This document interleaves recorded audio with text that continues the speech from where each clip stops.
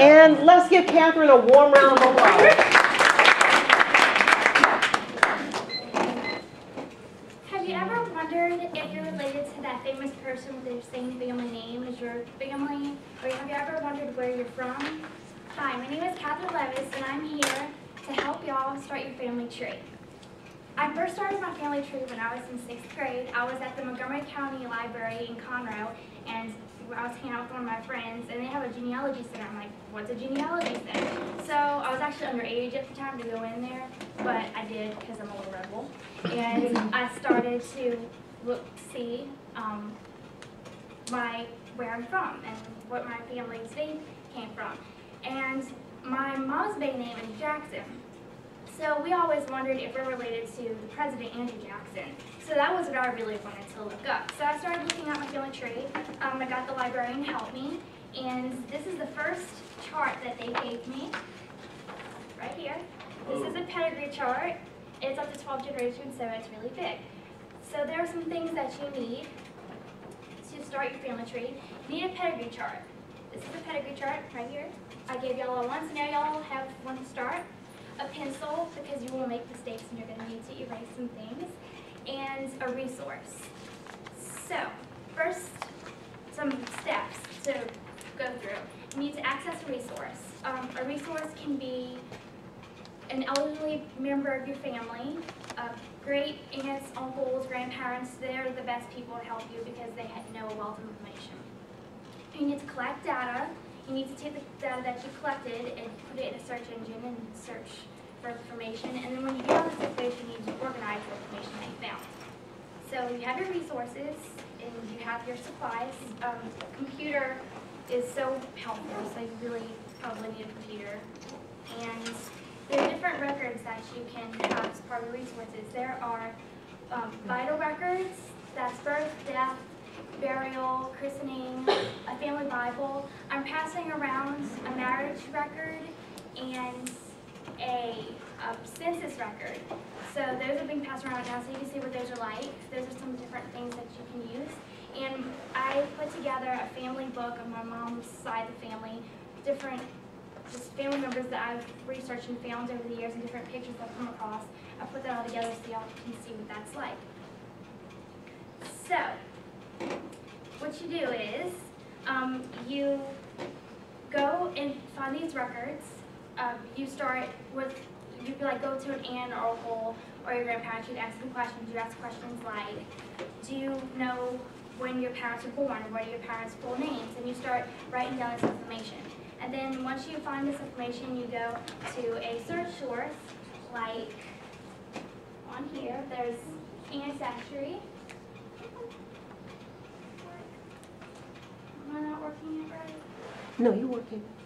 It's. Oh, because I got it. Okay. There you go. Good on I'm getting shot. You gotta slow back up. You gotta do it slow.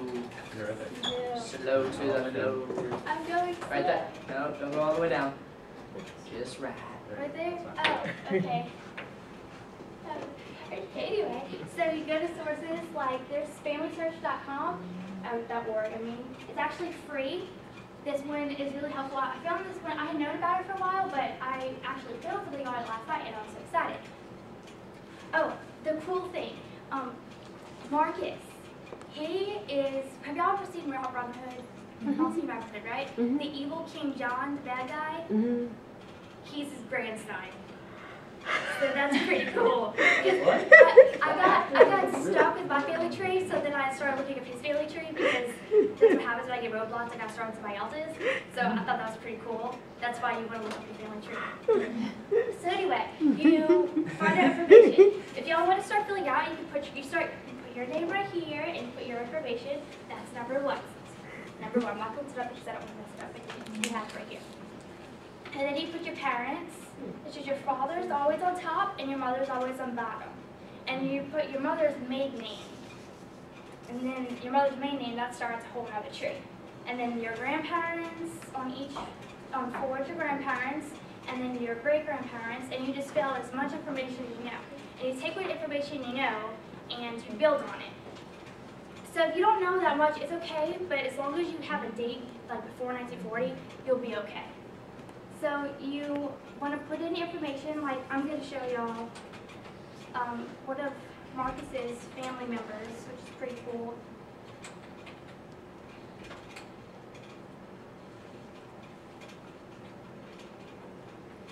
Because he has a weird name, so add away.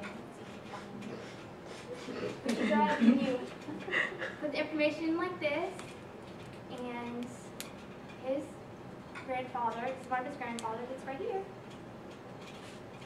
And we just found some more information. We found his birth year, we found where he was born. Wow. Lots of information just from putting in his name. See, so it's really easy, so then you just take this information you found and you just put it in your little chart and you keep building on it. So collect data, and then from that data, you search for that data, and then you organize your data onto your chart, and that is how you research your family history. That was pretty good. That was magical.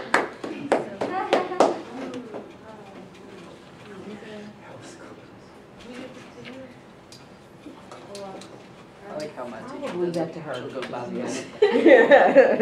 That's serious. This right here, when I started in 6th grade, like it's all the information I've gotten from 6th grade in this binder. Huh? So I've been doing in this for 8 6th years. grade? Yeah, I've been doing this for 8 years. Oh, where you at? I've gotten back to 18. I've gotten back to 1700s. Oh. Like just my information, but a lot of times you find other people's, like people in your family, they have started a tree too, like people you don't know, and they have their tree and kind of connect the trees. Oh. So that's a big help, but I like doing it myself. I don't use the information. Yay. Thank you. Did everybody see pictures and things? True did, man. Never again.